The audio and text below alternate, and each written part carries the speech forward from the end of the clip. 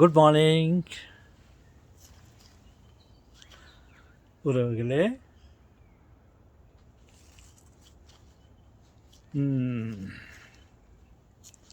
இப்போ எதை பற்றி பேசலாம்? நீங்கள் தான் பேசணும் தாத்தா. நீங்கள் எதை பற்றி பேசலாம் எங்களை கேட்டால் நாங்கள் ஏதாவது சொல்லுவோம். அது உங்களுக்கு புரியாது. நீங்கள் இது இங்கே இருக்கிறீங்க, நாங்கள் இங்கே இருக்கிறோம். நீங்கள் யோசிக்கிறதெல்லாம் நல்லா தான் இருக்கும். நீ எதை பற்றினா பேசலாம் தாத்தா. அதில் இது இருக்கும். Okay okay. என்ன இப்போது நம்ம ஏதோ ஒரு பாதையில் போகணுன்னு வச்சுக்கோ. ஒரு இடத்துல நாட்டி போகணுன்னு வச்சுக்கோ. போகிறதுக்கு முன்ன ஒரு நல்ல பாதை இருக்காது. ஒரு புது இடத்துக்கு போனோன்னா ஒரு நல்ல பாதை ரோடு இருக்காது. ஏதோ பழைய இடத்துக்கு போனோன்னாக்கா அங்கே ரோடுங்கள்லாம் இருக்கும். அது வழியில் போய்ட்டு வேலையை முடிச்சுட்டு வரலாம். ஒரு புது இடத்துக்கு ஒரு புது ப்ராஜெக்டை நம்ம செய்யணும்னு பார்த்தாக்கா கரடு முரடாக இருக்கும்.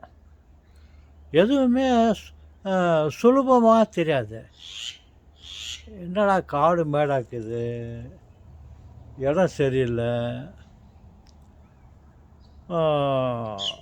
எப்படி இங்கே போகிறது, எப்படி அந்த வேலையை செய்யுதுனாக்கா முதல்ல ஆரம்பத்தில் அப்படி தான் இருக்கும். பழக பழக நமக்கு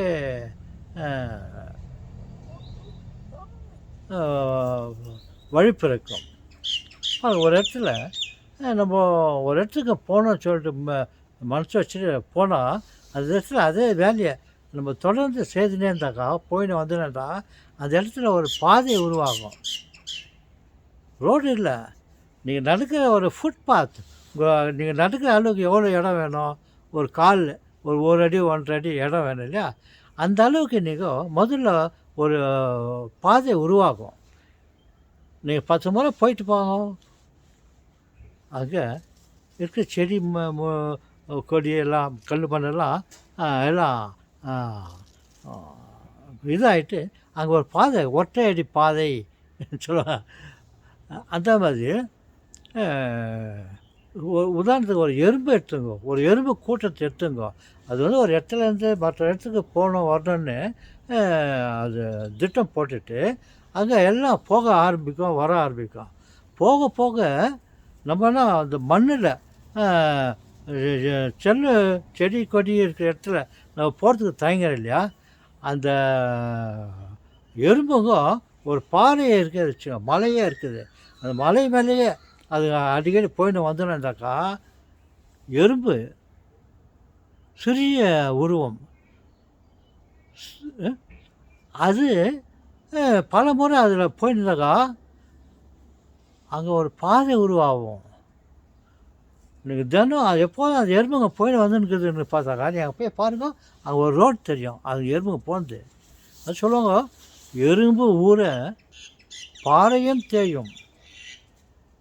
பாறை கற்கள் எவ்வளோ வலிமையானது, எறும்பு எவ்வளோ மெதுவானது, இளைய உருவம். அதுங்களே அது நிறைய பல முறை அது ரோட்டில் அது பாறை மேலே போய் நான் வந்தேன்னாக்கா ஊறிட்டு போனாக்கா அங்கே ஒரு பாதை உருவாகும். எறும்பு ஊற பாறையும் தேயும் சொல்லுவாங்க. அது மாதிரி நம்ம தொடர்ந்து நம்ம வேலையை செய்கிறதுக்கு கல் மண் இருக்குதுன்னு பார்க்காம அதில் நடக்க ஆரம்பித்தா அந்த தொழிலை செய்யறதுக்கு முற்பட்டால் கண்டிப்பாக ஒரு பாதை கிடைக்கும். அவ்வளோ சுருக்கமாக சொன்ன போதும். நம்ம முயற்சி திருவெண்ணை ஆக்கும். முதல் காலை முன்ன வச்சா இன்னொரு காலை பின்ன வைக்குவோம். நீ ஒன்றும் காலை வைக்காமையே அங்கேயே நின்றுக்கின்னு எப்படா போனாலும் ஒரு அடியை எடுத்து வைக்கணும். அப்புறம் ஆட்டோமேட்டிக்காக இன்னொரு காலை வைக்குவோம். அப்போது வேலை நடக்கும். நம்ம செய்த காரியம் வெற்றிகரமாக முடியும். முயற்சி செய்வோமா?